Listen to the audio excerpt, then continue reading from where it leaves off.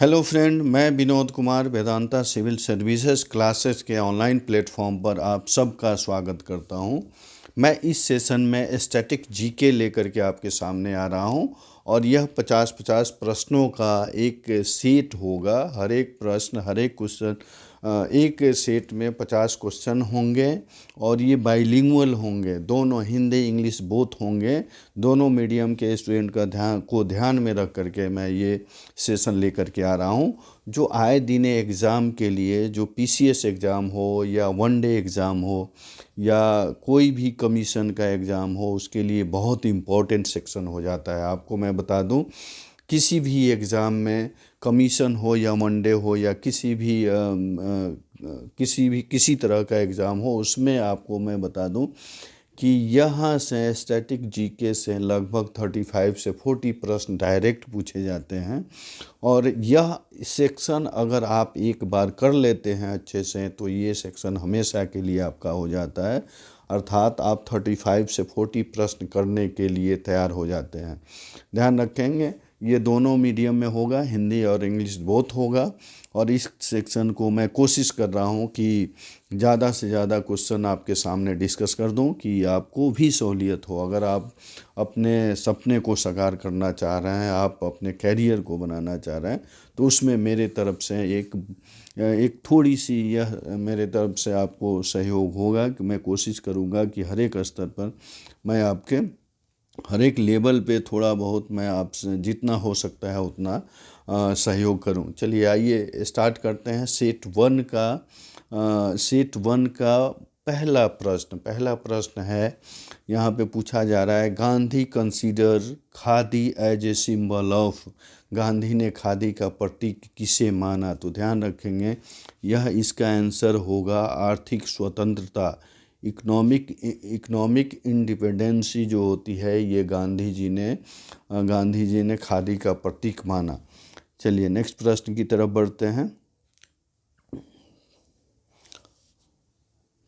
Next प्रश्न है यहाँ पे, Tipu Sultan died fighting the English forces under. किसके नेतृत्व में अंग्रेज सैनिक से युद्ध के दौरान टीपू सुल्तान की मृत्यु हो गई? तो ध्यान रखेंगे, वह नेतृत्वकर्ता जो था, मैं बता दूं, यह लॉर्ड ब्लेजली था। लॉर्ड ब्लेजली के नेतृत्व में अंग्रेजी सेना थी और उसी के दौरान आंग्ल मैसूर युद्ध, चौथा आंग्ल मैसूर युद्ध जो था, उसमें टीपू सुल्तान की मृत्यु हो गई। और ध्यान रखेंगे, थर्ड आंग्ल मैसूर युद्ध का नेतृत्व लॉर्ड कॉर्नवालिस किया था, जो अंग्रेजी सेना और हैदर अली के बीच हो रहा था। और ध्यान रखेंगे, चौथा आंग्ल मैसूर युद्ध जिसका नेतृत्व, अंग्रेजी सेना का नेतृत्व लॉर्ड वेलेस्ली और स्टुअर्ट ने किया, जिसमें टीपू सुल्तान की मृत्यु हो गई, यानी इसकी हत्या कर दी है इन लोगों ने। चलिए नेक्स्ट प्रश्न की तरफ बढ़ते हैं। नेक्स्ट प्रश्न की तरफ बढ़ते हैं जी।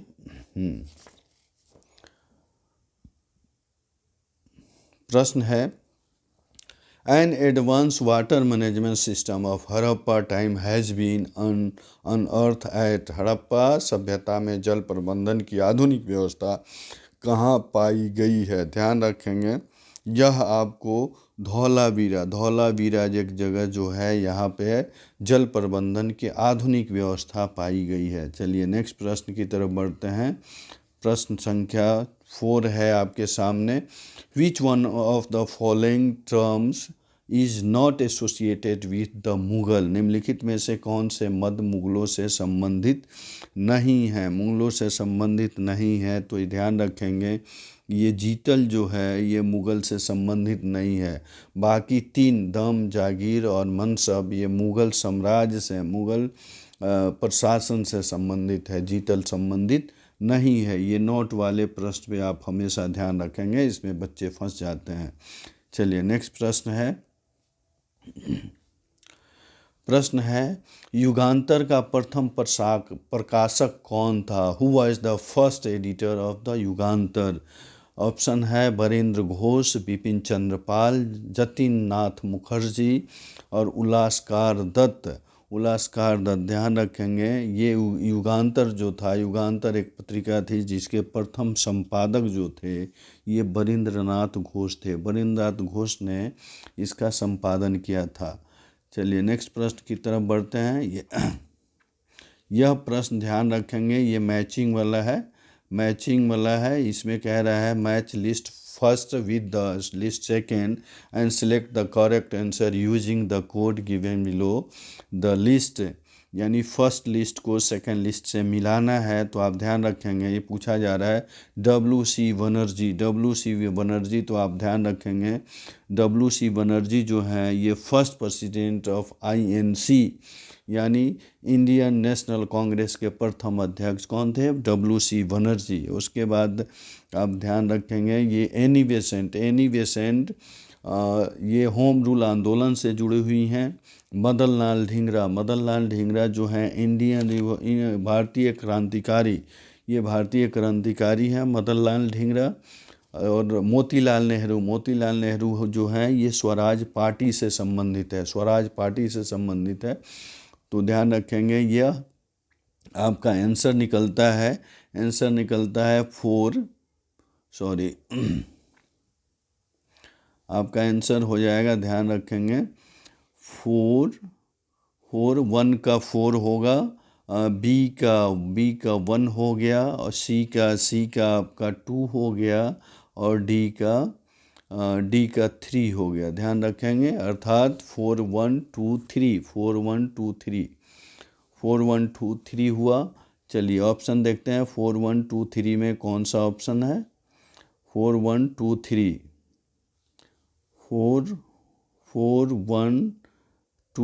3 2 3 अर्थात डी, इसका डी ऑप्शन होगा। ध्यान रखेंगे। चलिए नेक्स्ट प्रश्न की तरफ बढ़ते हैं।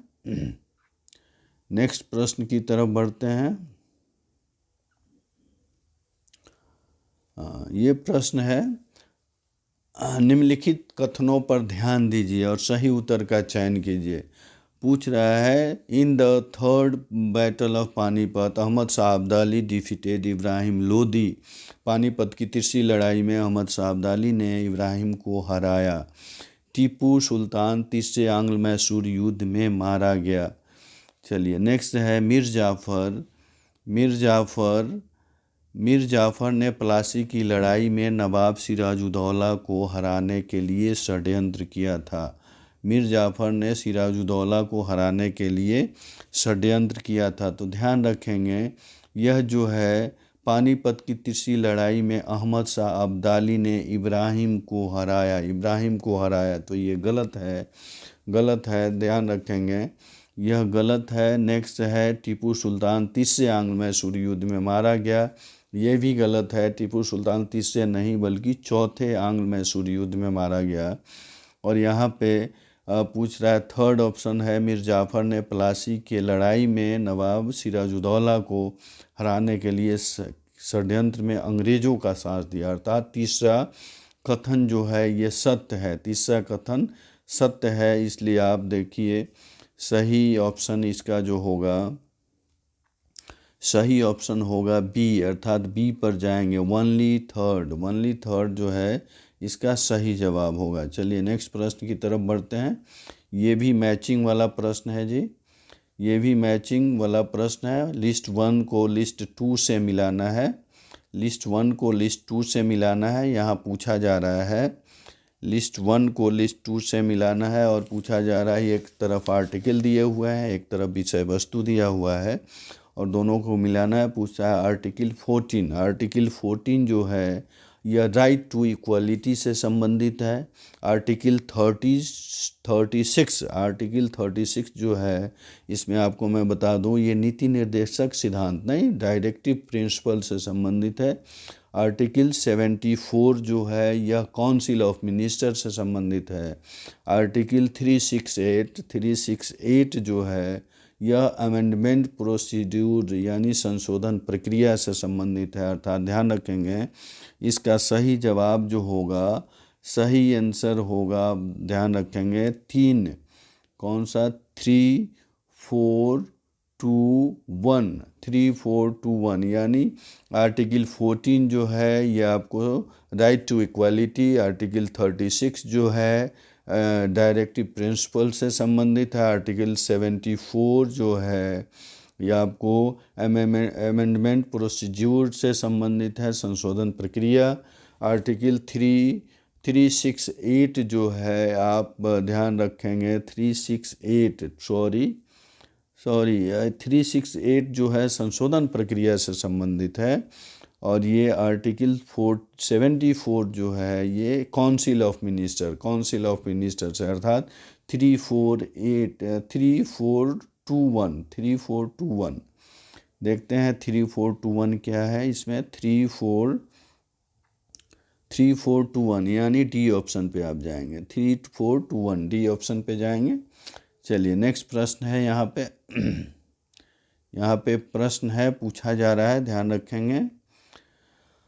Consider the following statement about the preamble of the constitution. संविधान की प्रस्तावना के विषय में निम्नलिखित कथनों पर विचार करें। देखिए यहाँ है, पंडित नेहरू द्वारा प्रस्तावित संकल्प उद्देश्य अंततः प्रस्तावना बन गया। यह स्वरूप से न्यायोचित नहीं है, इसे संशोधित नहीं किया जा सकता। 4 है, यह संशोधन के विशिष्ट प्रावधानों का उल्लंघन नहीं कर सकता। ये संशोधन के विशिष्ट प्रावधानों का उल्लंघन नहीं कर सकता, अर्थात 124 जो है यह प्रस्तावना से संबंधित है। 124 जो है यह कथन सही है। नीचे दिए गए विकल्पों में से उपयुक्त उत्तर का चयन करें। तो आप ध्यान रखेंगे इसमें 124 पे जाएंगे। 124 कहाँ पे है जी? 124 जो है ये बी ऑप्शन पे है। 124 बी ऑप्शन पे है, या बी ऑप्शन पे जाएंगे। चलिए क्वेश्चन नंबर 10 है आपके सामने। क्वेश्चन नंबर 10 है, पूछ रहा है, प्रश्न है, which of the following right is not granted by the constitution of India is present as a fundamental right. निम्नलिखित में से कौन सा अधिकार भारत के संविधान में मौलिक अधिकारों से संबंधित नहीं है? ध्यान रखेंगे यहाँ नहीं शब्द जोड़ दिया है, इसलिए आप कंफ्यूज नहीं होंगे। यहाँ पूछ रहा है right to equality, right to freedom, right to property, right against exploitation यानी समानता के अधिकार, स्वतंत्रता का अधिकार, संपत्ति का अधिकार, शोषण के विरोध अधिकार। तो ध्यान रखेंगे ये मौलिक अधिकार जो हैं ये सारे ऊपर के तीनों यानी right to equality, right to freedom, right against exploitation, ये तीनों संबंधित हैं। संपत्ति का अधिकार का चर्चा नहीं है, अर्थात यह इसमें नहीं है, ध्यान रखेंगे। चलिए नेक्स्ट प्रश्न है which one of the following right is available under article 19 first D read with the article 21। अर्थात निम्नलिखित में से कौन सा अधिकार अनुच्छेद 19 फर्स्ट डी के साथ अनुच्छेद 21 को भी समर्पित है? ठीक है, ऑप्शन है इसमें राइट टू ट्रेवल एब्रोड, विदेश यात्रा करने का अधिकार, आश्रय का अधिकार, एकांतता का अधिकार, सूचना का अधिकार।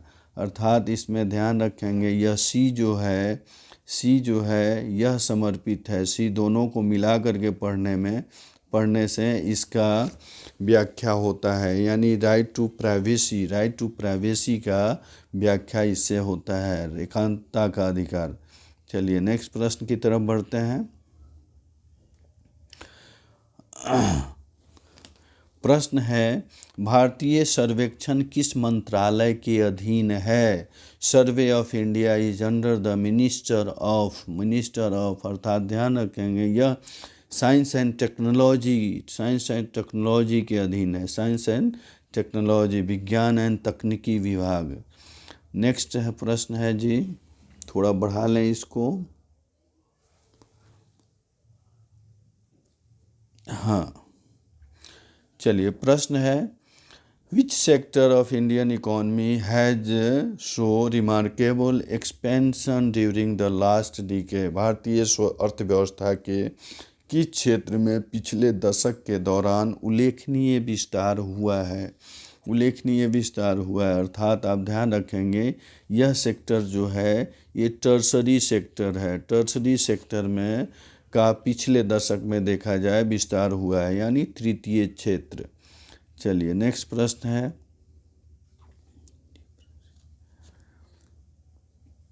नेक्स्ट प्रश्न है, मूल ह्रास बराबर है डिप्रेशिएशन इज इक्वल टू यानी मूल ह्रास बराबर है किसके बराबर। तो ध्यान रखेंगे जीएनपी माइनस एनएनपी। चलिए नेक्स्ट प्रश्न है, आपको यहाँ प्रश्न पूछ रहा है जी, प्रश्न है, महानोबोलिस model has been associated with which 5-year plan. महानोबोलिस मॉडल किस पंचवर्षीय योजना से संबंधित है अर्थात यह द्वितीय पंचवर्षीय योजना से संबंधित है। ध्यान रखेंगे। नेक्स्ट प्रश्न है, पूर्वी भारत के सुंदर वन उदाहरण है। पूर्वी भारत के सुंदर वन उदाहरण है किसके उदाहरण है। पूर्वी भारत के सुंदर वन ये मैंग्रोव इकोसिस्टम के उदाहरण है। ये मैंग्रोव इकोसिस्टम के एग्जाम्पल है सुंदरवन। चलिए नेक्स्ट प्रश्न है, the largest river of peninsula India is. शुष्क भारत की सबसे बड़ी नदी कौन सी है। शुष्क भारत यानी दक्षिण भारत की पूछ रहा है। दक्षिण भारत की सबसे बड़ी नदी कौन सी है। तो आप गोदावरी पे जाएंगे, गोदावरी सबसे बड़ी नदी है। चलिए नेक्स्ट प्रश्न की तरफ बढ़ते हैं। प्रश्न है, मध्याह्न भोजन कार्यक्रम किस केंद्रीय मंत्रालय द्वारा प्रायोजित किया गया। The mid day meal scheme has been launched by the union minister of यानी किस मिनिस्ट्री के द्वारा मिड डे मील लॉन्च किया गया था। ध्यान रखेंगे तो यह जो है ह्यूमन रिसोर्स डेवलपमेंट मानव संसाधन विकास मंत्रालय के द्वारा लॉन्च किया गया था ये। नेक्स्ट प्रश्न है जी, निम्नलिखित में से कौन सा भारतीय मुद्रा बाजार का भाग नहीं है। कौन सा मुद्रा बाजार का भाग नहीं है। तो यह इंडियन गोल्ड काउंसिल भारतीय स्वर्ण परिषद जो है यह मुद्रा बाजार का भाग नहीं है। ध्यान रखेंगे। नेक्स्ट प्रश्न है कर्क रेखा कहाँ से नहीं गुजरती है। The tropic of cancer does not pass through. कहाँ से ये नहीं गुजरती है, नहीं वाले पे आप ध्यान रखेंगे अर्थात इंडिया से गुजरती है, मिस्र और मैक्सिको से गुजरती है, यह ईरान से नहीं गुजरती है। ध्यान रखेंगे ट्रॉपिक ऑफ कैंसर यानी कर्क रेखा जो है ईरान से नहीं गुजरती है, पास आउट नहीं होती है। अब चलिए इस पे हाँ प्रश्न संख्या 21 है, पृथ्वी की परतों को उनके सही क्रम के अनुसार व्यवस्थित कीजिए। जब धरातल से पृथ्वी के अंदर हम जाते हैं तो ये क्रम कौन सा मिलता है, कौन सा क्रम मिलता है, ये क्रम की बात पूछ रहा है। अर्थात इसमें ऑप्शन है आवरण, क्रस्ट और कोर। आवरण, क्रस्ट और कोर। तो ध्यान रखेंगे पहले आप जब जाएंगे तो पहले क्रस्ट मिलेगा, उसके बाद आवरण मिलेगा, उसके बाद कोर मिलेगा। अर्थात 2-1-3 यानी सी ऑप्शन पे आप जाएंगे। चलिए नेक्स्ट प्रश्न है, थोड़ा बढ़ा लें इसको जी। हाँ चलिए प्रश्न है, विश्व की सबसे सक्रिय ज्वालामुखी। The world most active volcano. विश्व की सबसे सक्रिय ज्वालामुखी कौन सी है विश्व की। अर्थात ये देखेंगे कोटोपैक्सी जो है ये विश्व की सबसे सक्रिय ज्वालामुखी है। नेक्स्ट प्रश्न है आपके सामने। प्रश्न है, निम्नलिखित में से कौन सा गलत सुमेलित है। कौन सा गलत सुमेलित है, इसमें से गलत पूछ रहा है तो आप ध्यान रखेंगे यह जो है वेनेजुएला ठंडी धारा है, हामलेट ये भी ठंडी धारा है। कामचटका धारा जो है ये गर्म, यह गलत सुमेलित है, ठीक है, और बाकी जो है सही है। नेक्स्ट है फिर भी मैचिंग वाला प्रश्न दे रहा है, लिस्ट 1 को लिस्ट 2 से मिलाना है, लिस्ट 1 से लिस्ट 2 को मिलाना है, ध्यान रखेंगे। अर्थात ओजोन क्षेत्र, ओजोन होल जो है यह किससे संबंधित है, तो आप ध्यान रखेंगे ओजोन होल जो है ओजोन ह्रास का त्वरण, ओजोन ह्रास का त्वरण अर्थात, ठीक है। हरित प्रभाव, हरित प्रभाव जो है ये आगमन निर्गमन लंबी, ये जो है आप 1 नंबर से ये हो गया हरित प्रभाव। ग्लोबल वार्मिंग जो है, ग्लोबल वार्मिंग कार्बन डाइऑक्साइड को बढ़ना, कार्बन डाइऑक्साइड का बढ़ना जो है ये ग्लोबल वार्मिंग से संबंधित है। एल्विडो, एल्विडो जो है यह आपको ratio the reflected radiation to radiation received यानी फोर्स है। आप देख लेंगे इसका आंसर जो होगा, ध्यान रखेंगे यह 2 हो गया, 2134, 2134 होगा, 2134 पे जाएंगे। अर्थात हम देखते हैं कि क्या 2134 जो है कोड में कौन सा है, 2134, 2134, ठीक है, 2134 अर्थात ए ऑप्शन पे जाएंगे। चलिए नेक्स्ट प्रश्न है, प्रश्न है निम्नलिखित में से कौन सा घटक पिछले 200 वर्षों में वातावरण में बढ़ा है। कौन सा कंपोनेंट जो है, कंपोनेंट पूछ रहा है कि 200 वर्षों में लगातार ये बढ़ रहा है, ठीक है। कौन सा घटक जो है लगातार बढ़ रहा है, अर्थात कार्बन डाइऑक्साइड, कार्बन डाइऑक्साइड की जो मात्रा है यह लगातार इंक्रीज कर रहा है। चलिए नेक्स्ट प्रश्न है आपके सामने, प्रश्न है राष्ट्रीय जैव विविधता प्राधिकरण कहाँ स्थापित है। National biodiversity authority is located at, ये कहाँ है, चेन्नई में है, ध्यान रखेंगे। राष्ट्रीय जैव प्राधिकरण जो है ये कहाँ पर, चेन्नई में अवस्थित है, चेन्नई में अवस्थित है। नेक्स्ट प्रश्न है जी, प्रश्न है which the following list include only abiotic environmental factor. निम्नलिखित में कौन सी सूची अजैविक पर्यावरण कारकों में शामिल है, अजैविक पर्यावरण कारकों में शामिल है, तो ध्यान रखेंगे यह भोजन, ताप, वायु नहीं है, मिट्टी, खनिज, ऑक्सीजन स्तर, प्रकाश, हिंसक जानवर ये भी नहीं है, वायु, वर्षा, तापमान, मृदा और खनिज, ये सी ऑप्शन जो है ये सही है, ऑप्शन है, ध्यान रखेंगे सी पर जाएंगे आप। नेक्स्ट प्रश्न है यहाँ पर, रेड डाटा बुक किस प्रकार की जातियों की सूचना देता है। रेड डाटा बुक किस प्रकार की जातियों की सूचना देता है, यह है लुप्त, जो इंडर्जर्ड प्राणी हैं, जो लुप्त प्राय प्राणी हैं, उनकी सूचना यह रेड डाटा बुक देता है, अर्थात बी ऑप्शन पे जाएंगे। चलिए मैचिंग वाला है, मैचिंग वाला प्रश्न है, लिस्ट 1 को लिस्ट 2 से मिलाना है, लिस्ट 1 को लिस्ट 2 से मिलाना है, तो आप ध्यान रखेंगे जूल जो है, जूल किससे संबंधित है, ऊर्जा से, जूल जो ऊर्जा से संबंधित है, अर्थात 3 हो गया।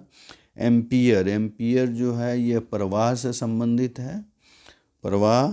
उसके बाद आप देखेंगे ओम, ओम जो है ये प्रतिरोधक का मात्रक है जी, ठीक है, यानी 1।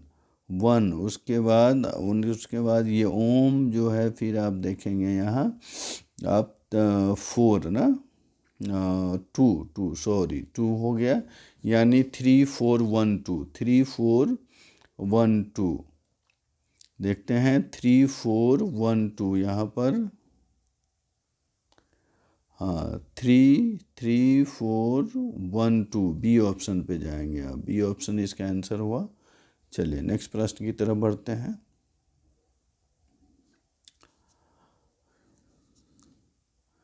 नेक्स्ट प्रश्न है, एक शरीर एक समान गति के साथ एक वृत्ताकार पथ पर घूम रहा है, उसका त्वरण होगा। उसका त्वरण कितना होगा?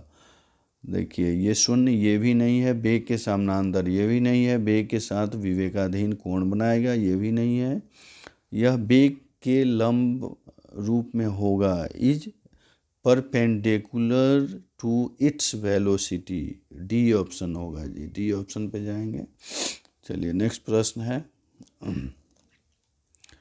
प्रश्न है, दो उपग्रह एक ही वृत्तीय केंद्र पर पृथ्वी के चारों ओर घूर्णन कर रहे हैं, उनका एक समान होगा। यह प्रश्न द्रव्यमान, ऑप्शन है द्रव्यमान, कोणीय गति, गतिज ऊर्जा, उसके बाद आपको गति, इसमें आप डी गति पे जाएंगे। ठीक है जी, गति पे जाएंगे। चलिए नेक्स्ट प्रश्न है।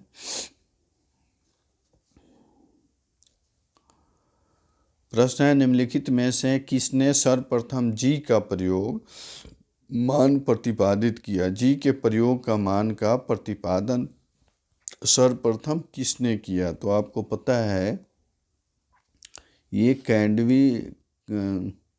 कैवेंडिश जो थे, ये जी के मान का प्रतिपादक करता है। जी के बी ऑप्शन पे जाएंगे। नेक्स्ट प्रश्न है, निम्नलिखित में से कौन सा ऊर्जा का सबसे अच्छा चालक है? ऊर्जा का सबसे अच्छा चालक आपको पता है सिल्वर जो है ये ऊर्जा का सबसे अच्छा चालक है। डायमंड इज हीरा है क्या है जी? डायमंड हीरा क्या है? आप तत्व है, यौगिक है, मिश्रण है, द्रव है, यह तत्व है। एन एलिमेंट क्या है जी? ये एलिमेंट है। निम्नलिखित में से, चलिए नेक्स्ट प्रश्न की तरफ बढ़ते हैं। निम्नलिखित में से किसका तरंग दैर्घ्य उच्चतम है? निम्नलिखित में से किसका तरंग दैर्घ्य जो है ये सबसे ज़्यादा है? ये ब्रह्मांडीय कॉस्मिक रे का तरंग दैर्घ्य जो होता है ये सबसे ज़्यादा होता है।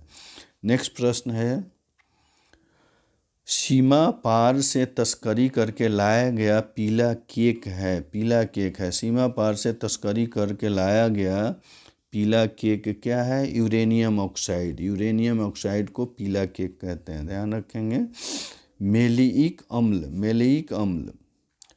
अम्ल पाया जाता है। मैलिक अम्ल किस में पाया जाता है?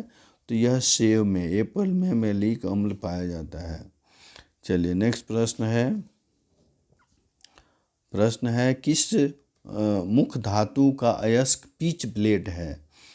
किस मुख्य धातु का अयस्क जो है यह पिच ब्लेड है, यानी यूरेनियम का। ठीक है, चलिए नेक्स्ट है, कौन सी अक्रिय गैस वातावरण में बहुतायत रूप में पाई जाती है? कौन सा अक्रिय गैस जो है सबसे ज़्यादा पाया जाता है? तो आपको पता है आर्गन, ये डी ऑप्शन पे जाएंगे। आर्गन जो है सबसे ज़्यादा पाया जाता है। खमीर क्या है? व्हाट इज ईस्ट, यानी खमीर पूछा जा रहा है। खमीर क्या है? तो यह बैक्टीरिया है। डी ऑप्शन पे जाएंगे। खमीर जो है एक तरह का बैक्टीरिया है।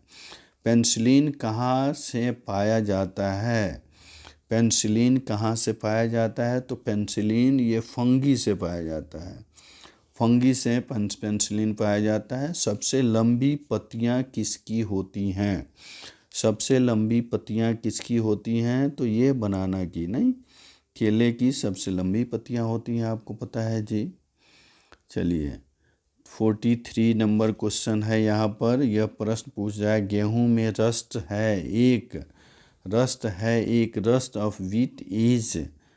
ऑफ व्हीट इज फफूंदी रोग, विषाणु रोग, हार्मोनल व्यवस्था, जीवाणु नित्य, यानी ये फंगी डिजीज है। क्या है जी? फंगी, ध्यान रखेंगे, फंगी डिजीज है। चलिए नेक्स्ट प्रश्न है, मानव अधिकार दिवस कब मनाया जाता है? Human right day is observed on. मानव अधिकार दिवस कब मनाया जाता है? 10 दिसंबर को मानव अधिकार दिवस मनाया जाता है। नेक्स्ट प्रश्न है, किस रक्त समूह में एंटीबॉडी नहीं है? यानी ए बी समूह जो है इसमें एंटीबॉडी नहीं पाया जाता है, ध्यान रखेंगे। किस समूह में एंटीबॉडी नहीं है? ठीक है जी, ये बी समूह में। चलिए नेक्स्ट प्रश्न है यहाँ पे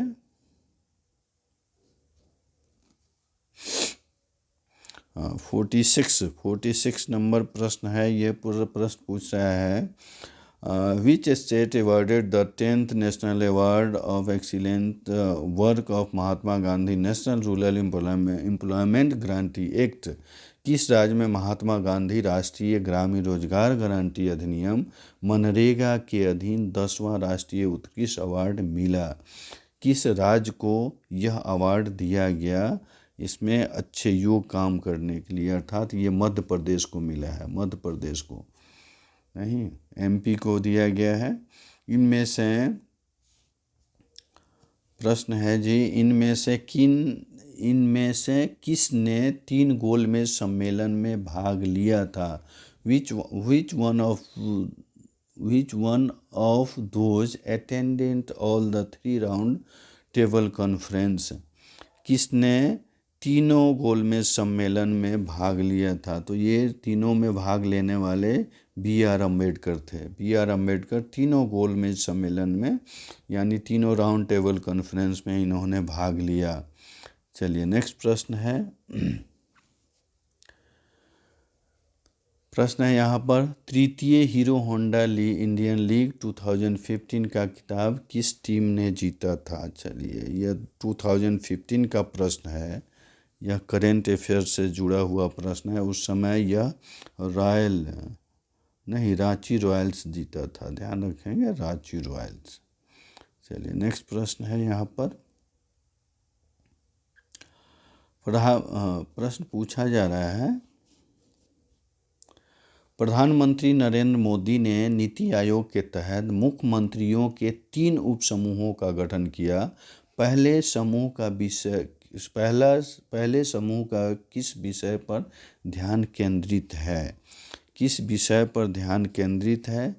तो यह यहाँ पर देखिए 60 केंद्र पोषित योजनाओं की नियुक्ति, कौशल विकास, राज्यों के भीतर कुशल जनशक्ति सृजन जो है, यह संस्थागत तंत्र का नियंत्रण यानी 60 further rationalisation of 66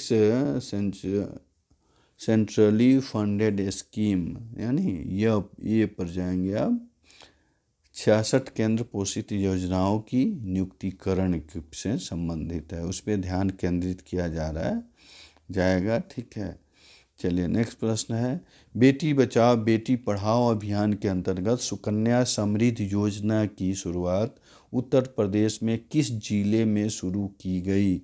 Sukanya Samriddhi योजना उत्तर प्रदेश में पूछा जा रहा है कि यह बेटी बचाओ बेटी पढ़ाओ अभियान के अंतर्गत सुकन्या समृद्धि योजना की शुरुआत उत्तर प्रदेश के किस जिले से की गई है? यह जौनपुर डिस्ट्रिक्ट है, जौनपुर डिस्ट्रिक्ट से यह इस योजना की शुरुआत की गई है। चलिए आज इस सेशन में 50 प्रश्न पूरे हुए। मैं कोशिश करूंगा हर एक सेक्शन में क्वेश्चनों की संख्या पे ध्यान रखा जाए और ये सारे क्वेश्चन वैसे हों जो काफ़ी इम्पोर्टेंट हो और एग्ज़ाम में पूछे जाएं, एग्ज़ाम के पॉइंट ऑफ व्यू से ये क्वेश्चन का समावेशन होगा यहाँ पर। और मैं कोशिश करूँगा जो भी क्वेश्चन हो यहाँ क्वालिटी वाले हों ताकि आपको काफ़ी बेनिफिट हो। आपसे मेरा एक रिक्वेस्ट है कि आप इस चैनल को लाइक शेयर और सब्सक्राइब ज़रूर करें। सब्सक्राइब के साथ साथ बेल आइकन को ज़रूर दबाएं ताकि जो भी कोई भी नया नोटिफिकेशन मैं डालूं या वीडियो ऑडियो डालूं तो उसका नोटिफिकेशन पहले आपके पास जाए। चलिए फिर मिलते हैं नेक्स्ट वीडियो में। मैं कोशिश करूंगा, ध्यान रखेंगे, मैं कोशिश करूंगा यह कंटिन्यू करूं और कंटिन्यू करके इन सेटों को पूरा करूं, मैक्सिमम क्वेश्चन आपसे मैं शेयर करूं। चलिए आइए मिलते हैं फिर नेक्स्ट वीडियो में, तब तक के लिए धन्यवाद।